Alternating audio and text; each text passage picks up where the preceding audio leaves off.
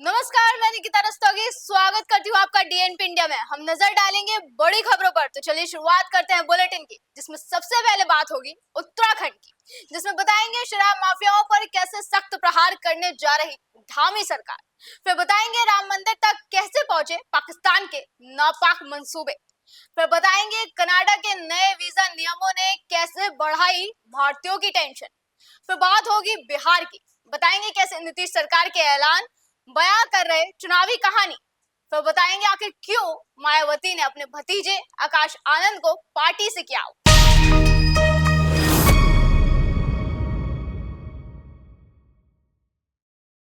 अब धामी सरकार शराब माफियाओं पर सख्त होने जा रही है। इसी के चलते सरकार की तरफ से एक बड़ा फैसला लिया गया है। उत्तराखंड सरकार ने राज्य में शराब व्यवसायों को अधिक पारदर्शी, नियंत्रित और राजस्व उन्मुख बनाने के उद्देश्य से आबकारी नीति 2025 लागू की है। इस नीति के तहत रोजगार के नए अवसर सृजित करने, स्थानीय उत्पादों को प्रोत्साहित करने और शराब बिक्री से राज्य की आय बढ़ाने पर विशेष जोर दिया जाएगा। वित्तीय वर्ष 2025 से 2026 के लिए सरकार ने 5060 करोड़ रुपए का आबकारी राजस्व लक्ष्य निर्धारित किया है। अब शराब की दुकानों का आवंटन ई नीलामी प्रक्रिया के जरिए होगा, जिससे पूरी प्रक्रिया पारदर्शी बनेगी। न्यूनतम मूल्य निविदा प्राप्त करने वाले आवेदकों को प्राथमिकता दी जाएगी और दुकानों के संचालन के लिए सख्त नियम लागू होंगे। धार्मिक स्थलों और संवेदनशील इलाकों में शराब बिक्री पर सख्त प्रतिबंध रहेगा। अगर कोई नियमों का उल्लंघन करता है तो उसके खिलाफ कठोर कार्रवाई की जाएगी। इसके अलावा अब डिपार्टमेंटल स्टोर्स में बिकने वाली शराब की कीमतों पर एमआरपी लागू होगी, जिससे ग्राहकों को सही कीमत पर शराब मिलेगी और मनमानी कीमतों पर रोक लगेगी। पाकिस्तान के नापाक मंसूबे राम मंदिर तक पहुंच गए। अयोध्या के राम मंदिर को उड़ाने की बड़ी साजिश का पर्दाफाश हुआ। गुजरात एटीएस और हरियाणा एसटीएफ ने एक ऐसे आतंकी को दबोचा जिसके पास से 2 ग्रेनेड भी बरामद हुए। गुजरात एटीएस ने हरियाणा एसटीएफ के साथ एक संयुक्त ऑपरेशन में राम मंदिर पर हमले की तैयारी कर रहे आतंकवादी को दबोचा है। एटीएस और एसटीएफ ने खुलासा किया है कि आतंकी को पाकिस्तान की खुफिया एजेंसी आईएसआई ने ट्रेनिंग दी थी। आतंकी की उम्र 19 साल है। पुलिस ने आतंकी से पूछताछ के बाद राम मंदिर पर आतंकी हमले का पर्दाफाश किया है। फरीदाबाद से पकड़े गए आतंकी की निशानदेही पर सुरक्षा एजेंसियों ने 2 ग्रेनेड बरामद किए हैं, जो खंडर में छिपाए गए थे। आईबी के साथ मिलकर सुरक्षा एजेंसियों ने फरीदाबाद से आतंकी अब्दुल रहमान गिरफ्तार किया। गुजरात एसटीएफ ने आतंकी की तस्वीर भी जारी की है। जानकारी के मुताबिक उसे राम मंदिर पर हमले के लिए आईएसआई ने ट्रेन किया था। पाकिस्तानी खुफिया एजेंसी आईएसआई की तरफ से उसे 2 ग्रेनेड दिए गए थे, जिसे वो अयोध्या लेकर जाना चाहता था।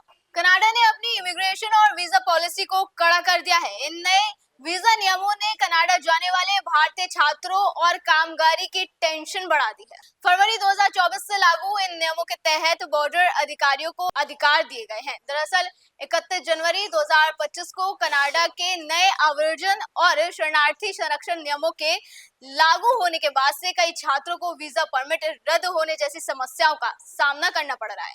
कनाडा में पढ़ने वाले 4.27 लाख भारतीय छात्रों पर इन बदलावों का असर हो सकता है। इकोनॉमिक टाइम्स की एक रिपोर्ट के अनुसार फॉरेन एडमिट्स के संस्थापक निखिल जैन ने बताया कि बेहतरीन एकेडमिक रिकॉर्ड के बावजूद कई छात्रों के परमिट रद्द कर दिए गए हैं। बता दें, अगर किसी छात्र का परमिट रद्द होता है तो उसे तुरंत देश छोड़ना पड़ सकता है या कानूनी अपील करनी होगी, जिसकी लागत $1500 से शुरू होती है और सफलता की कोई गारंटी नहीं होती। कनाडा भारतीय छात्रों और श्रमिकों के लिए एक फेमस डेस्टिनेशन है, लेकिन वीजा नियमों में बदलाव ने इस देश की यात्रा करने वालों की टेंशन को बढ़ा दिया है। नए नियमों के तहत छात्रों और श्रमिकों को एडिशनल डॉक्यूमेंटेशन और स्ट्रिक्ट मॉनिटरिंग का पालन करना होगा। बिहार विधानसभा में राज्य का बजट पेश कर दिया गया है। उप मुख्यमंत्री और वित्त मंत्री सम्राट चौधरी ने बिहार के लिए 3.17 लाख करोड़ रुपए के बजट का ऐलान किया, जिसे पूरी तरह से चुनावी बजट कहा जा रहा है। इस साल के अंत तक होने वाले विधानसभा चुनाव के मद्देनजर ये बजट बेहद अहम माना जा रहा है। ऐसे में इस बार के बजट में अच्छा खासा इजाफा देखने को मिला। बिहार के इस बजट को चुनावी बजट कहा जा सकता है, क्योंकि इलेक्शन से पहले इस बजट में राज्य के हर वर्ग पर पूरा ध्यान दिया गया। किसानों की आय बढ़ाने और सरकार द्वारा एमएसपी पर दालों की खरीद को लेकर भी ऐलान किया गया। इसके अलावा बजट में बिहार की महिलाओं पर भी पूरा ध्यान दिया गया।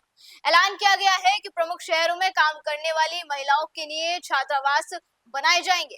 बिहार राज्य पथ परिवहन निगम की नौकरियों में महिलाओं को 33% रिजर्वेशन मिलेगा। यही नहीं, बजट में एजुकेशन, स्वास्थ्य, चिकित्सा, खेल पर भी मेन फोकस दिया गया। उत्तर प्रदेश की पूर्व मुख्यमंत्री और बहुजन समाज पार्टी प्रमुख मायावती ने बड़ा एक्शन लेते हुए भतीजे आकाश आनंद को बसपा से निष्कासित कर दिया, जिसके बाद मायावती ने सोशल मीडिया पर पोस्ट साझा कर आकाश आनंद को पार्टी से बाहर निकालने की वजह बताई।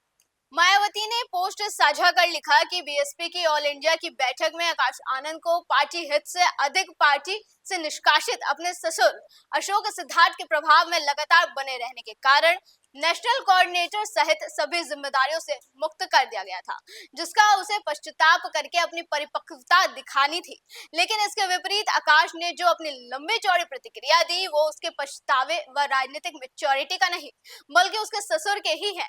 प्रभाव वाला ज्यादातर स्वार्थी, अहंकारी व गैर मिशनरी है, जिसे बचने की सलाह मैं पार्टी के ऐसे सभी लोगों को देने के साथ दंडित भी करती रही हूँ। बता दें, 2 मार्च को लखनऊ में हुई बसपा की राष्ट्रीय स्तर की बैठक के बाद मायावती ने बयान जारी कर कहा था कि पार्टी में आकाश आनंद को इसकी सभी जिम्मेदारियों से मुक्त कर दिया गया। इस बयान में कहा गया था कि इस कार्रवाई के लिए पार्टी नहीं, बल्कि पूर्ण रूप से उनके ससुर अशोक सिद्धार्थ जिम्मेदार है।